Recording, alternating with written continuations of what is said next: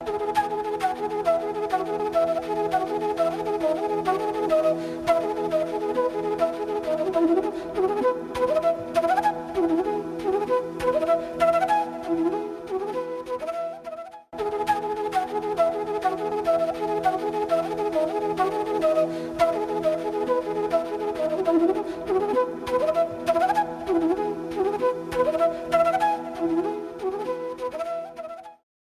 morning, welcome to EduSet Network.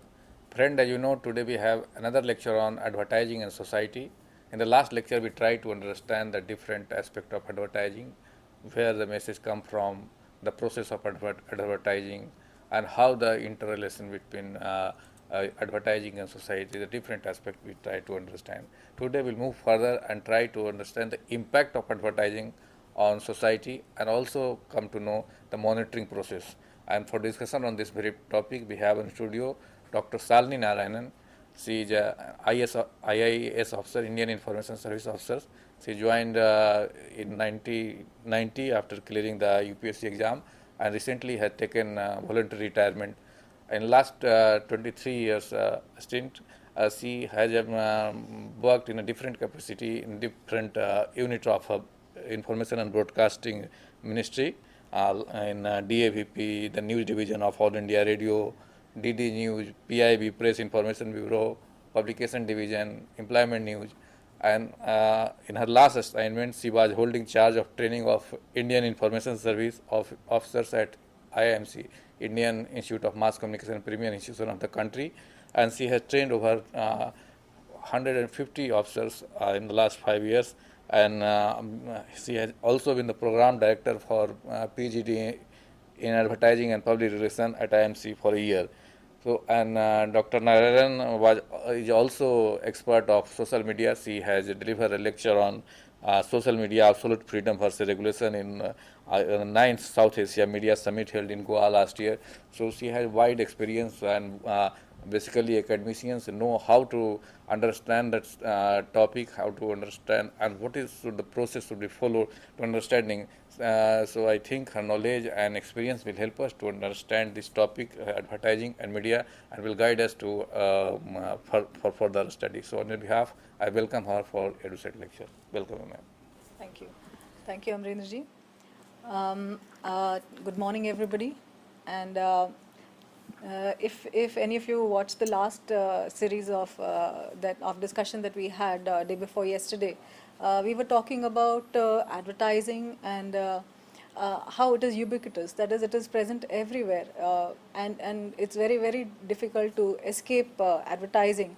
Whether even in the rural setting, now you find that that you are surrounded by ads. And we went through the process of how advertisers actually get down to making the creative and how they utilize it to make their presence felt, and how they actually get their target audience to go out and look for their product, if not buy it. And of course, the ultimate aim is that they should be buying it. So advertising, if you look at figures that have been given by ASCII itself, we'll go into what ASCII is later on. It seems around every adult in India is watching around 108 minutes of television every day. 108 minutes is roughly slightly less than 2 hours.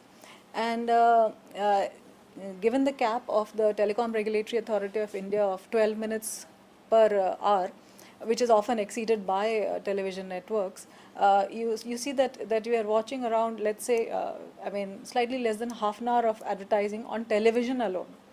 Besides that, there are other media such as newspapers, such as radio, such as your internet, your billboards, your outdoor advertisements in metros.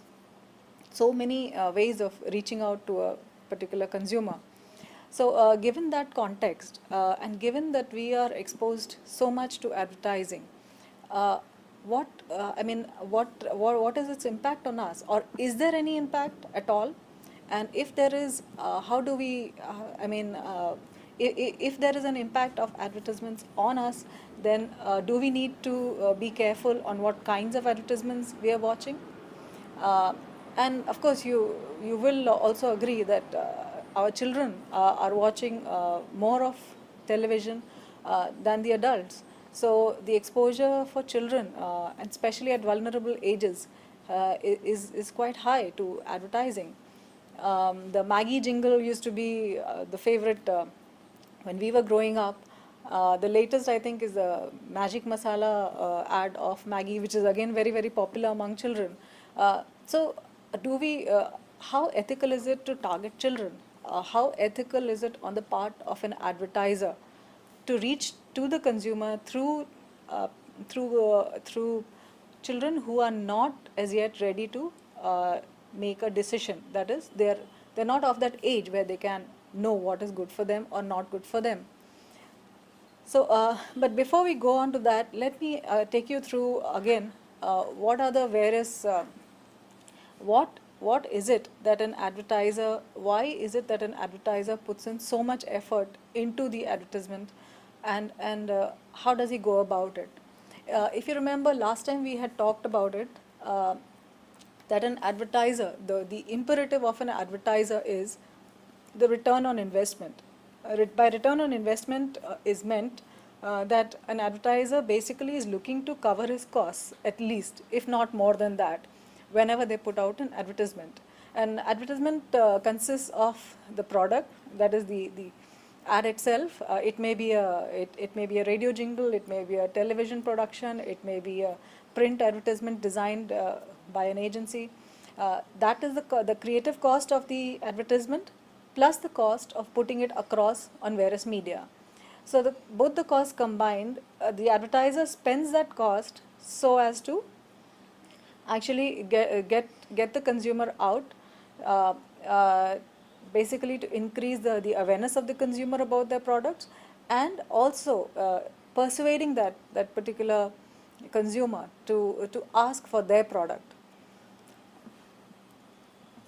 So, in the race for getting the eyeballs, I mean maximum exposure for their ads, advertisers have to resort to various techniques. The creatives that are used by various advertising agencies, the idea behind them is to get people to look at them, and then to be aware about the product, and then be persuaded enough to go out and buy it. So, one technique that is often used by an advertiser is the shock value of an ad. If you look at the slide, it shows two advertisements. One is of a young man who is supposedly pregnant, and the headline reads, "Unexpected."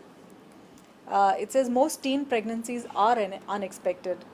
So, so that shock value of this is not a usual scenario where, I mean, a man cannot conceive. So just by juxtaposing these two things, they managed to get the attention of the target audience. A teen is likely to look at such an ad. I mean, much more than if you're trying to preach to that particular teenager. The other ad that is placed in the slide is actually done by an animal organization, the PETA, which is basically people for ethical treatment of animals, and they have not again taken a preachy route. They have the creative that they have used is of probably of a deer or some other small mammal, the skin of which has been removed, because the fur is what people like to wear, and the tagline reads, "Here's the rest of your fur coat." So you can imagine the shock that a person feels when they look at this visual. It's a very disturbing visual. So that sticks in your mind. So that is one way in which an advertiser will try and get your attention. Of course, the other way that advertisers, the normal route that they use is one of using appeals. There are emotional appeals which may relate to prestige, to health, to beauty, to wellness. And of course, there is the fear appeal, which we talked about last time, as well as the appeal of humor. Humor is a very it's a good hook to get to your audience. And if you look at the slide, there are some ads here.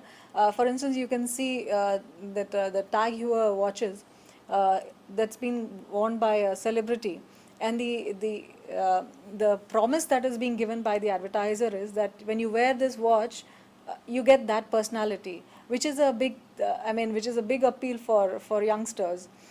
Similarly, they have shown happy faces in a real estate ad. Now, a real estate ad should be talking about the building, the kind of materials that are being used. I mean, that is what the first reaction would be. But in the advertising world, what you're selling is not the product alone, but the values that come along with it. So what you're promising is that if you buy this particular apartment here, then you will have then you will be happy.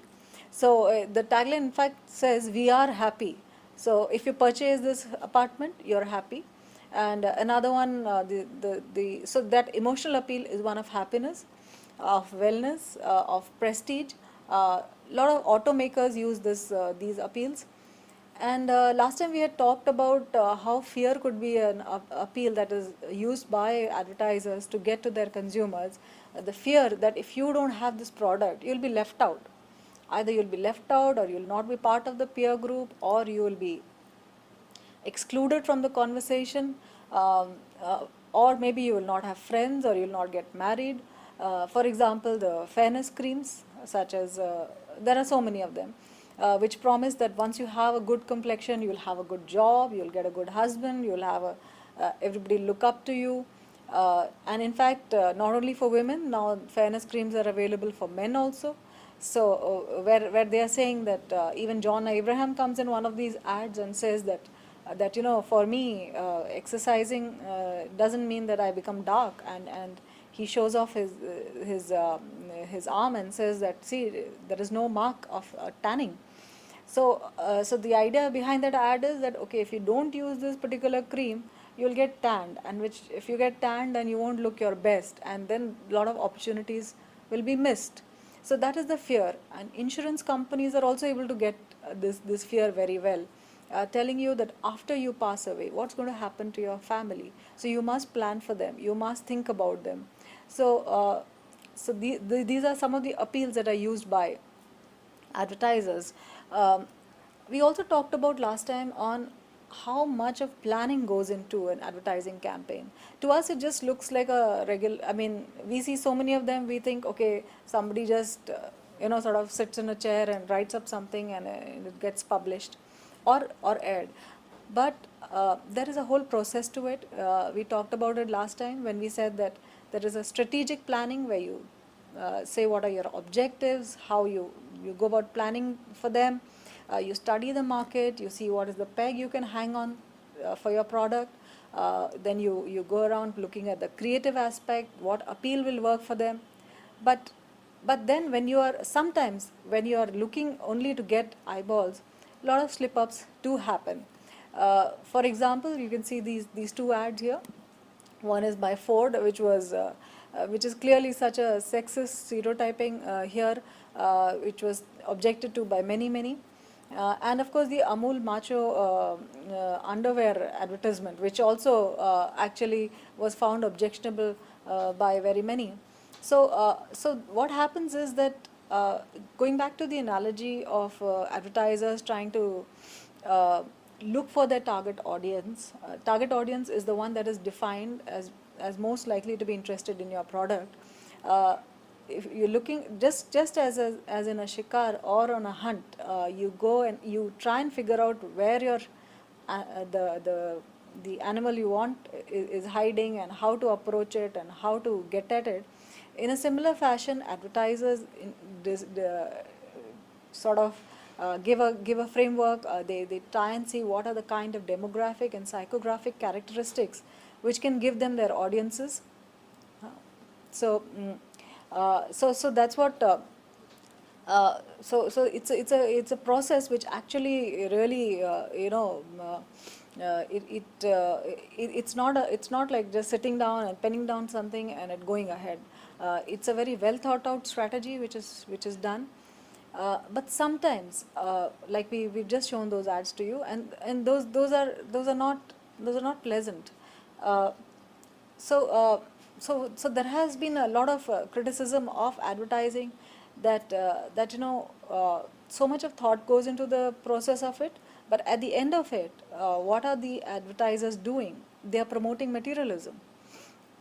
So critics are saying that advertising actually can shape social trends, and it can influence the way people think and act. So whereas advertisers say that no, we are just mirroring society. Society is aspirational. Society wants those goods, and so how can we be blamed for that? But that is one of the very strong criticisms of advertising that has been there, and also for creating wants when there are none. For example, somebody from a low middle class family, and they have only a limited amount to spend on their, let's say on a shampoo, but they see an advertisement featuring a celebrity star, and that star is using a particular brand of shampoo. And the girls living in that lower middle class setup want that particular brand. So it's like, there is a demand creation. What does the shampoo do? At the end of the day, a shampoo is a shampoo. It just washes your hair, but you ascribe certain values to a particular shampoo. That is called brand building, and those values are what the consumers are buying into them. So advertising, a lot of criticism has been there that actually the advertisers are creating demands for goods that are not really needed or required. But what advertisers say is that those wants and desires exist. They are actually doing a lot of research to find out what their audiences want, and they have found that those particular demands are very much there. And besides that, even after they portray a particular product, it's not that the consumers are compelled to buy them. They can always not buy them if they want. Another criticism for advertising has been that it blurs the lines between news and entertainment. As you know, most of our television channels, newspapers, radio, everything is dependent on advertising for revenue. Advertising means, for instance, there are big advertisers such as HLL, even the government, and there is this belief that when they are putting in so much money, so much revenue is coming from advertising into a particular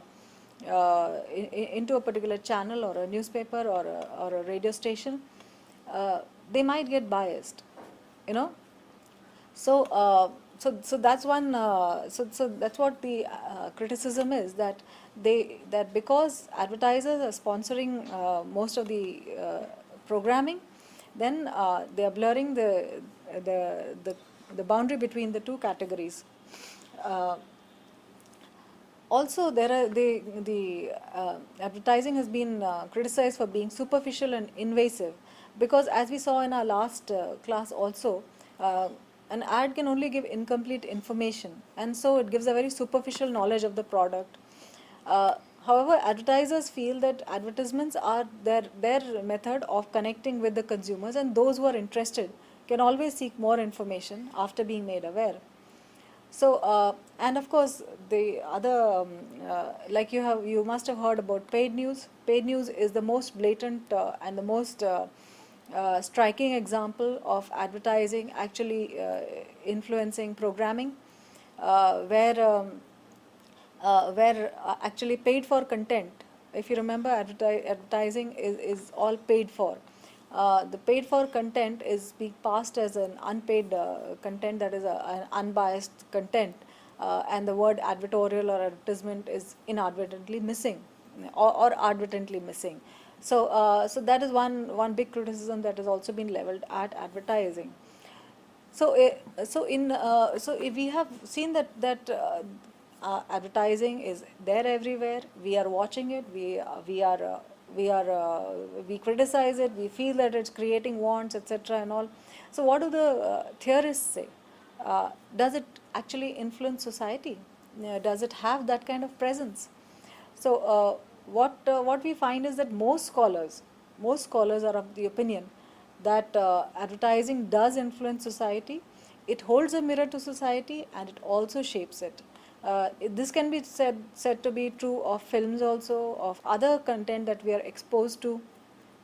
But advertising has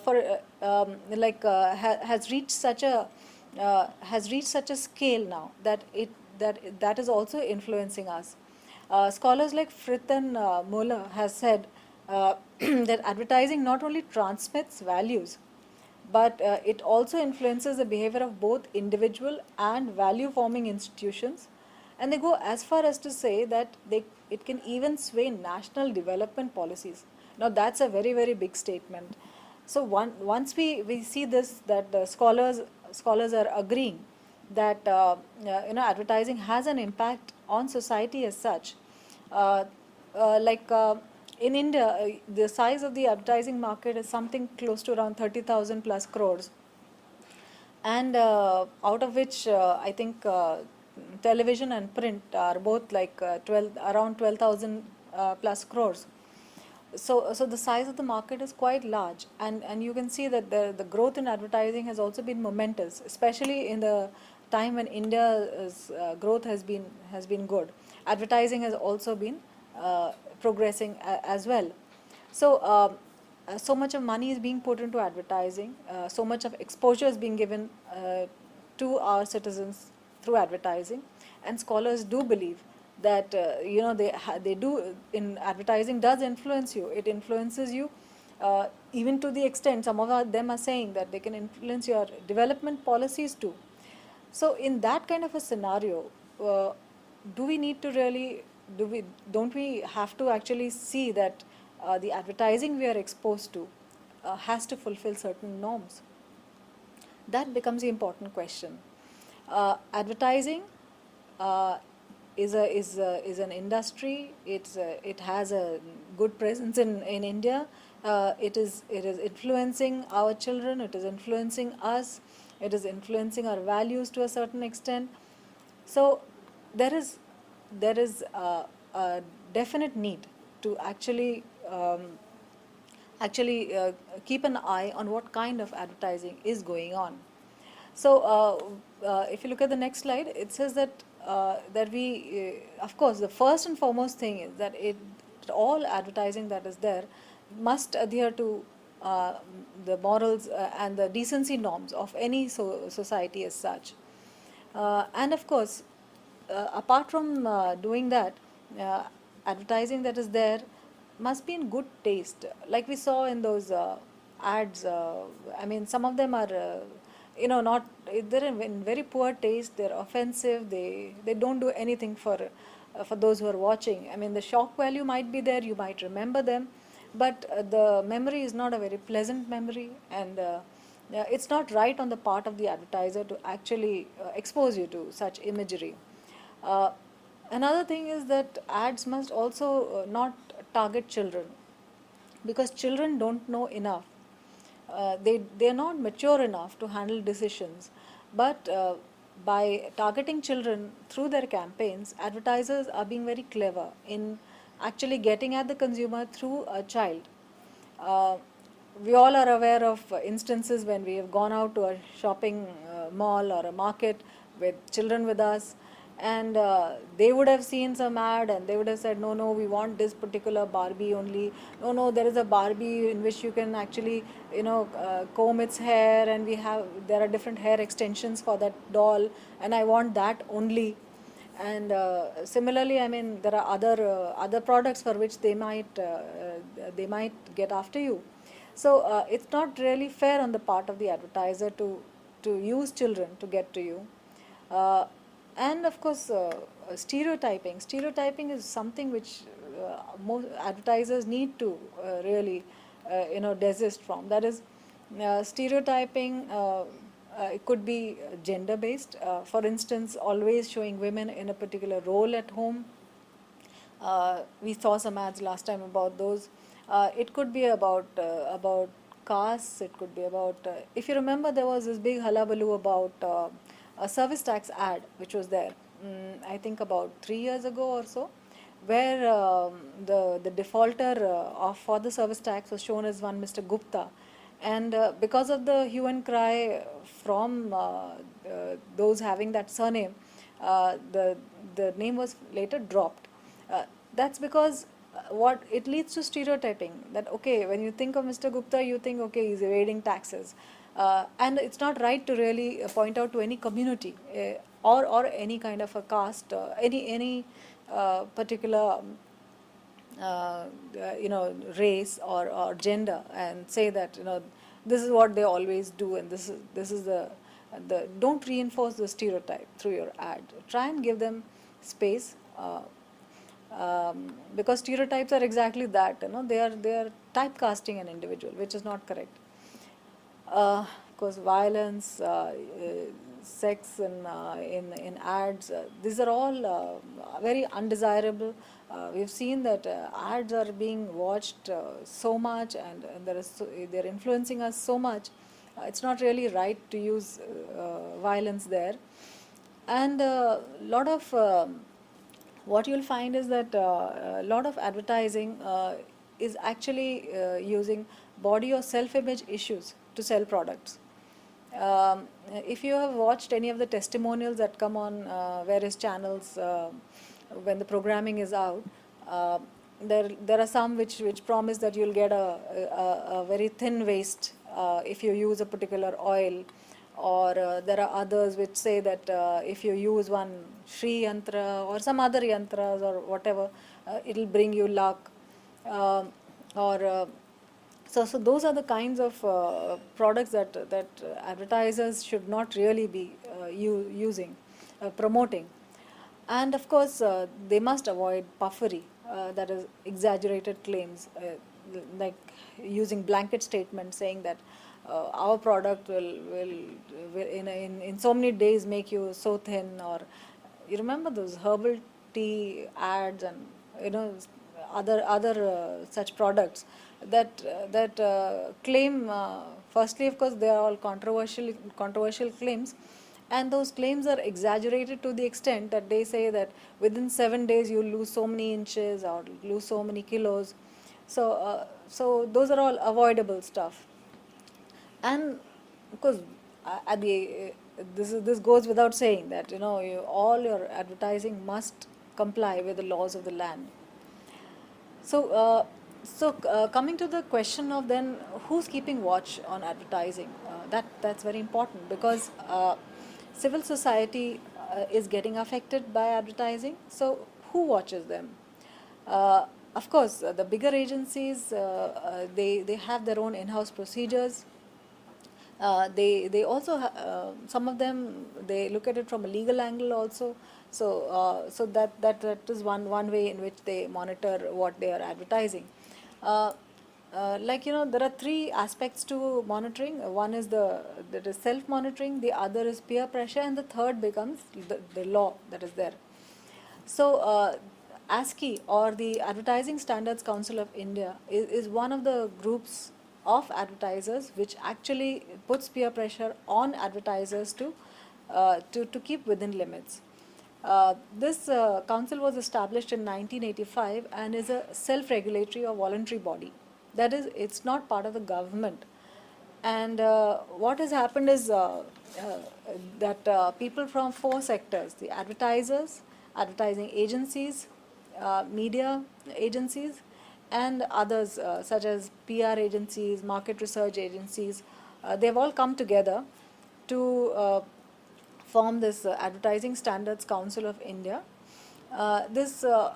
Previously it was only taking up complaints on when they were made by a consumer, but nowadays they have what is called a National Advertising Monitoring Service, or NAMS, which through TAM-edX gives them samples of advertisements that have gone on air or have been published, and ASCII sometimes takes a suo motu cognizance of that. So This Advertising Standards Council of India has a CCC, or a Consumer Complaints Council, which deals with these complaints about various advertisements, and it has its own code, which you can probably look at the internet and take a look at it. But the code actually has four major objectives. One is that the advertising council needs to says that it is looking at honest representations of products, ideas, services, goods, whatever, by an advertiser. So honest representations are one of the main objectives. Besides which, those whatever is being shown on the ad, it should not be offensive to the public. It is also against harmful products or situations. For instance, there are very many ads which show some stunts and may be harmful for kids watching that. And they believe that there should be fair competition among various products. It should not be unfair.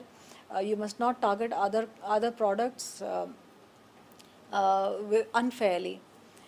So, I don't think you can see the website. The website of this organization is ASCII Online, ASCI-online.org, and you can take a look there. In the recent past, it has taken decisions on the Kellogg's conflict. If you remember, Kellogg's has a conflict, a product which is called W, and it is for women, and supposedly it causes weight loss if it is taken as prescribed. So there were complaints against that product. There was one complaint earlier, and there was another one very recently. So what ASCII actually went into the merits of the case and found that Kellogg's claims were not could be upheld. That is, Kellogg's, what it was claiming was correct, and the advertisement was not problematic, and they did not uphold the complaint. Similarly, there was a complaint against BTB calendar. This BTB calendar, it had an asterisk and it said below the belt, and it had some objectionable content on the calendar pages. So because some consumer had brought it to the notice of ASCII, and ASCII found that they were right in objecting, and the calendar was asked to be withdrawn, and it was. And another complaint was against Sunsilk Perfect Straight shampoo. This shampoo claimed that the product, if it is used, it can wherever you are, if you have come back from a session at playing in the field, or playing in the court or whatever, still that product will keep your hair absolutely perfect straight, which on being looked at closely by ASCII was found not to be correct. So the complaint was upheld, and Sunsilk was asked to withdraw that ad. So those are some of the ways in which ASCII has been keeping track. We must remember that it is not a government body. It is a self-regulatory mechanism and does not have legal teeth as such. It cannot really ask people to. It cannot put them into jail or any other punitive measures. But in 80% of the cases, when it has made a decision on a product, the advertiser has complied with their directions. And of course, the Advertising Standards Council of India's code has actually now got legal teeth, because it has been incorporated in the Cable Television Networks Regulatory Act of 1995. And the same code which was being used by ASCII is now being used by the government to implement its various decisions. Of course, when it comes to the press, that is the newspapers, the Press Council of India is there, which is a statutory body set up in 1965. The Press Council was, of course, during the emergency, for some years it was not functional, it was abolished, but it was reinstated later. And the Press Council has also adopted ASCII's code for print advertising. Again, Press Council doesn't really have legal teeth. It can censure organizations, and But the value of the council is that, just as in the case of advertising, it consists of peers from the industry. So it actually keeps up the peer pressure on errant organizations, and mostly when it makes an observation or censures any organization or a publication, they take due note of that.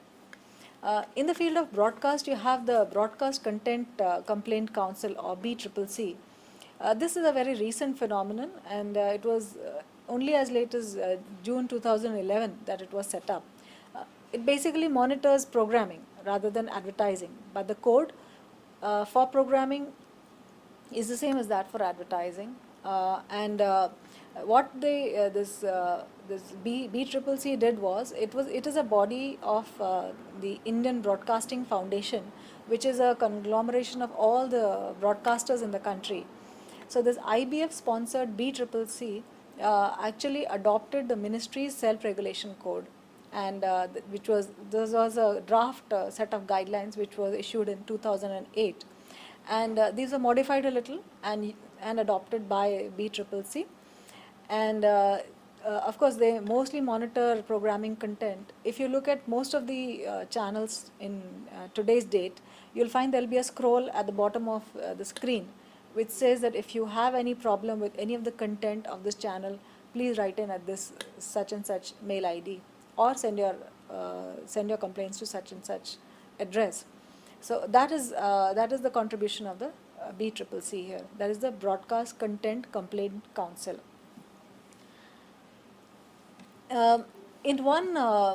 This we've been talking about the content part of it, and we will again go back to the content part of how to monitor advertising. But there is also a physical aspect to advertising. That is, how many ads can be shown per minute. If you recall, I mean, there are times when you are just sort of tired. The programming seems less than the advertising in a number of instances. So to control and curb that, the Telecom Regulatory Authority of India, or TRAI, has actually come out with the Standard of Quality of Service, Duration of Advertisements in Television Channels Regulations 2012, and this standard of quality actually limits your ad per hour, that is per 60 minutes, a channel can show only 12 minutes of promotions or advertisements, out of which 10 could be for other products and 2 could be self-promotion. That is a limit prescribed by TRAI. But let me tell you that broadcast channels have been opposing this tooth and nail, saying that this kind of a limit means that their revenue will be insufficient to run their channels, and that it is an impractical decision by TRAI. That aside, this is a very important development, because not only is the content of an advertising disturbing, sometimes just the volume of advertising can be a big distraction. A number of times you find that movies and all, they stretch on, a 3-hour movie stretches on for 4-5 hours because there are so many ad breaks. But if you go by the rule of law as prescribed by TRAI, they cannot show more than 12 minutes of advertising. And of course, the gap between the advertising sessions also has to be more than 15 minutes. And this has been, of course, exempted for sports events, because, as you know, sports events are not timed really as per, it's not like programming. There will be moments when advertisements will be better watched, and those kind of decisions have been left to the channels themselves.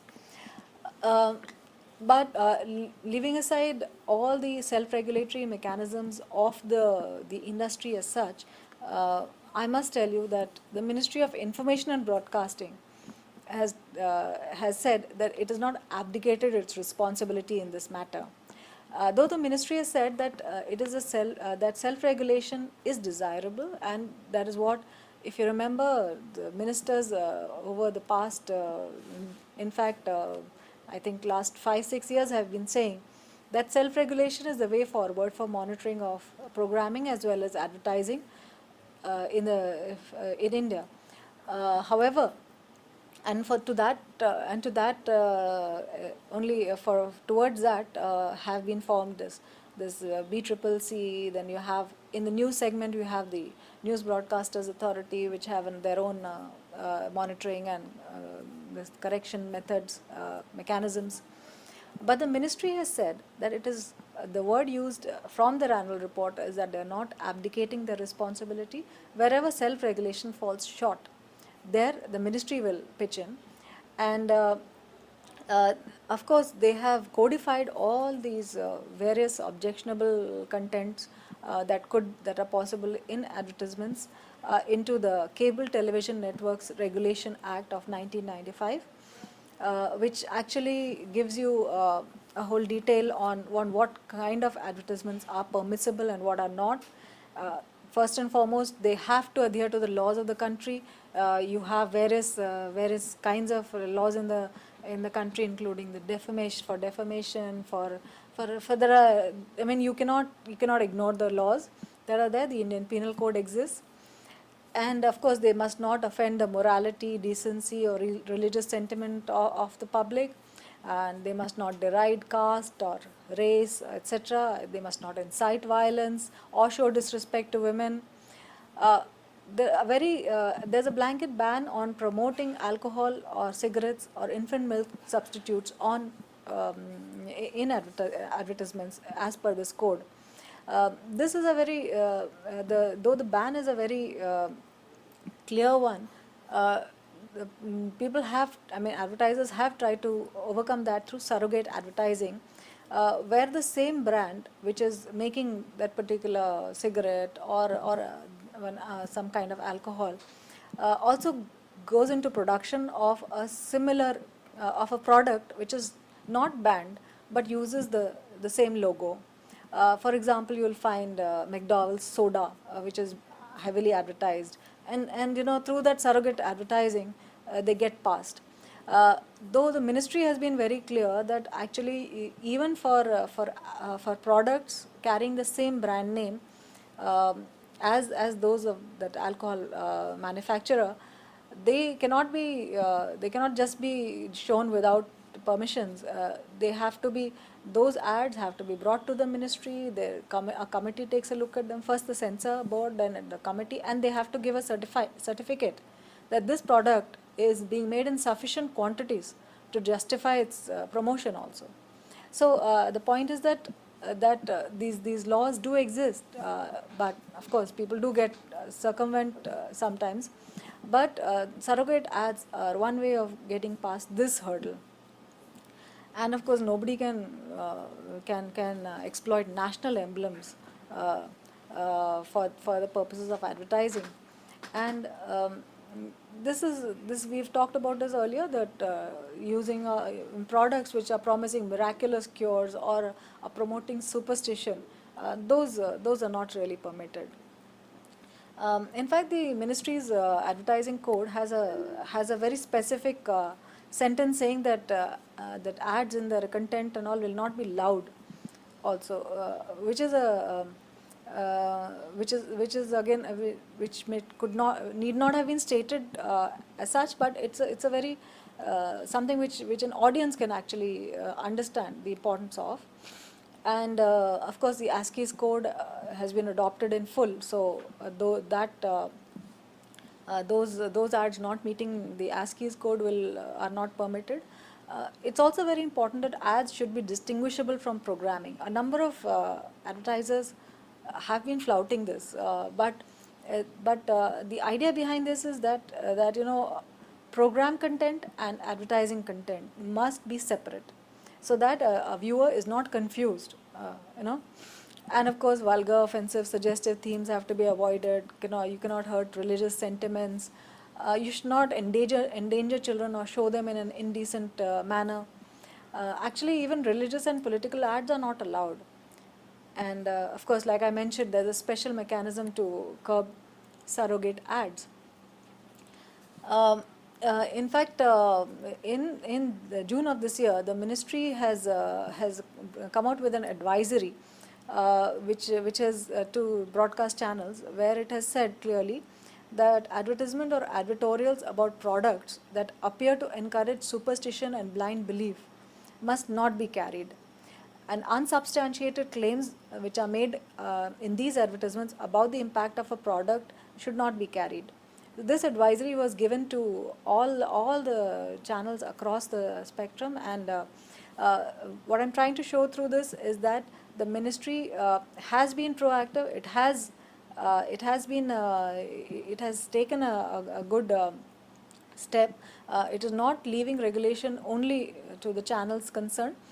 The ministry is stepping in where it thinks it is required to step in, and it is using the Cable Television Networks Regulation Act to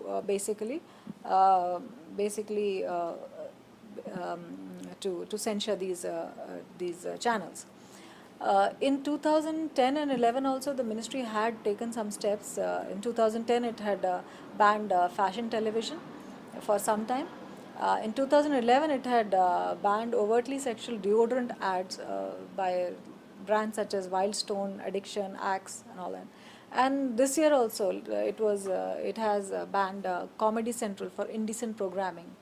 Though the bans are concerned with programming, advertising follows the same code, so action like this can be taken by the ministry itself.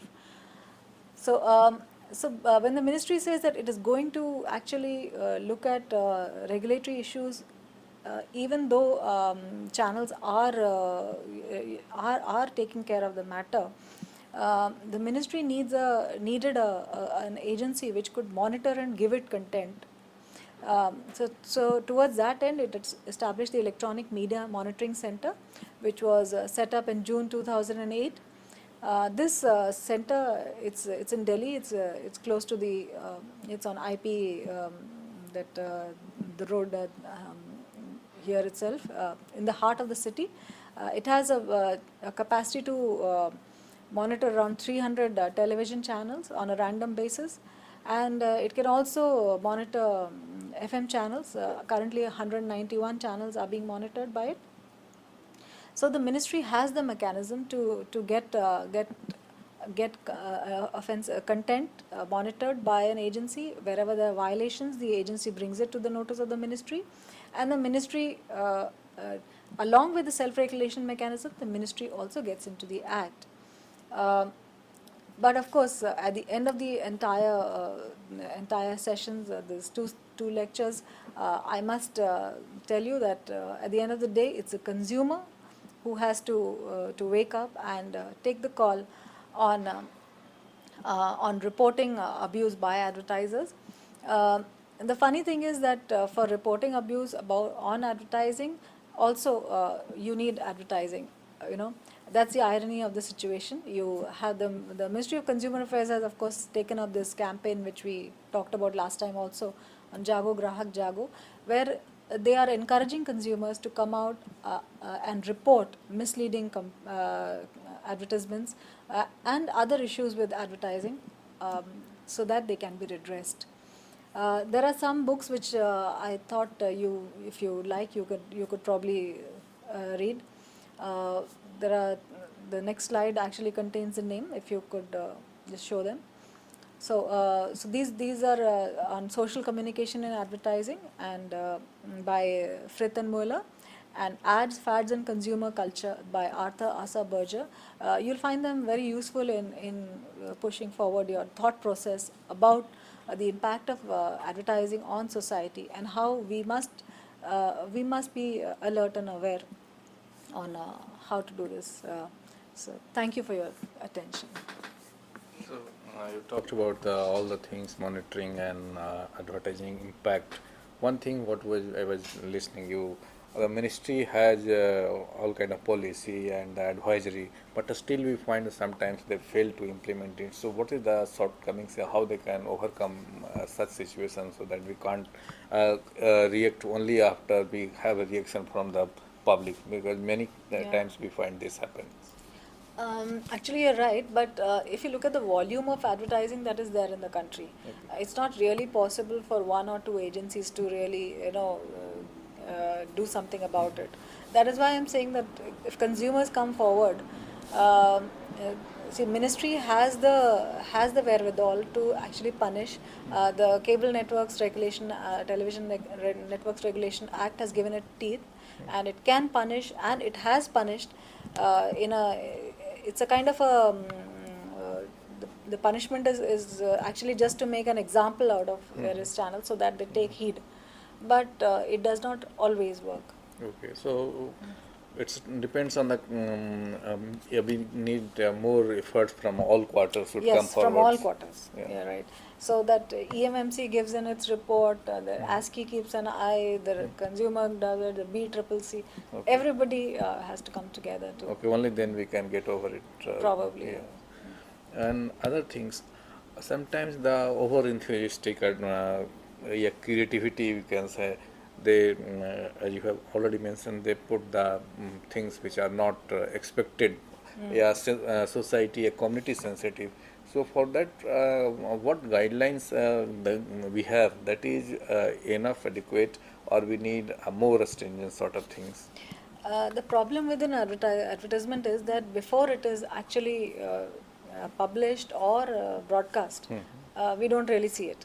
Okay. The reaction comes only No, after in the it is case done. of film division, Yes, there is. they do, and then only allow whether you go for it or for telecast or not.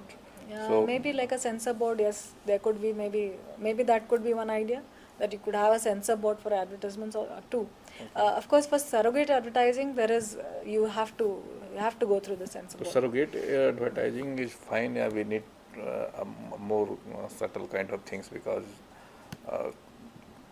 No, as far as surrogate advertising is concerned, you'll find that that nowadays the ads that are coming out, they satisfy the two conditions that the Yeah. ministry has put in the particular act and the rules that govern it. So I don't think they're really a problem. But what you are talking about is the sensational ad which are in poor public taste and may have only shock value. About those ads. I mean, one idea, like you said, maybe we should have a censor board for them. I don't know. That's up to the government to really decide. But I mean, I don't know how far that is practical. okay. So and the question I'd like to have, because you have been worked in the various units of the I&B ministry. So do you need a kind of more concerted effort? Yeah, because all the units are working on their best. But still we find sometimes a lack of coordination. Yes. So that's why it's also happening here, because of I could say people keep in the dark to the government, and they go ahead with their own. You're right, Cohesiveness or- actually, yes. Government actually, this criticism has been leveled at the government a lot of times, that the right hand of the government doesn't know what the left hand is doing. So there are enough rules and acts, and under the IPC also, that if you want to really haul up somebody, you can. An advertiser who's crossed the boundaries can be. But you're right, I mean, there is a lack of cohesiveness, there's a lack of integration in their approach. So that does happen. But that would be an ideal situation probably. Okay. I don't know practically how far that is possible. Okay. So one more thing, society, does the advertising help in the metamorphosis of the society? Yeah, it's just ephemeral for a short while. By its very nature, advertising is ephemeral. So, because the products keep changing, things keep changing. But when it comes to public service communication, I would say that it has a long-lasting impact. When we were growing up, we heard that "Hum do hamare do" jingle, Right. and it is still there in our heads. So it depends on how powerful the message is, and public service, as far as public service advertising is concerned, that has to take a very long-term view. So I think those messages are more powerful. They cannot be termed ephemeral. Okay. So something which is public broadcast, public interest taking, that is long lasting, but the product, yes. Then recently we also have been seeing a social service marketing, a social service Yes. marketing technique, or you say advertising. So what is their role? Social marketing basically uses all the techniques of a commercial marketer, and just promotes a social product. But a social product is much more difficult to market because, like I said, what we need to do with the social marketing is to change mindsets or to change, the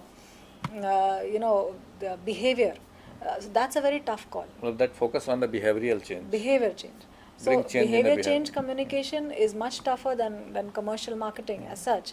So social. But the recent research shows that behavior change cannot be done through the mass communication because still people rely more on the on peer group discussion mouth to mouth. Yes, like you see, the behavior change communication actually, you cannot rule out mass media there because mass media is what brings in awareness. Two-step theory There are that is. there are so many steps to behavior change. yeah. So that those like the first stages of awareness there itself, if you don't have it, so mass communication plays the vital role there, and also in communicating what are the problems or what are the in giving decisive inputs to a consumer to change behavior.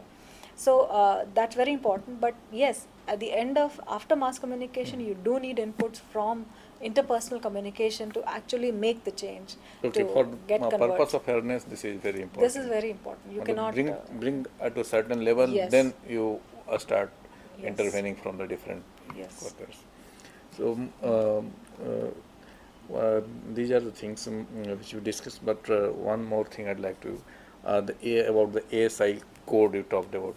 The code is followed, or how the advertiser or the group of advertiser, how they interpret this. This is a code just for the code, a code for the following.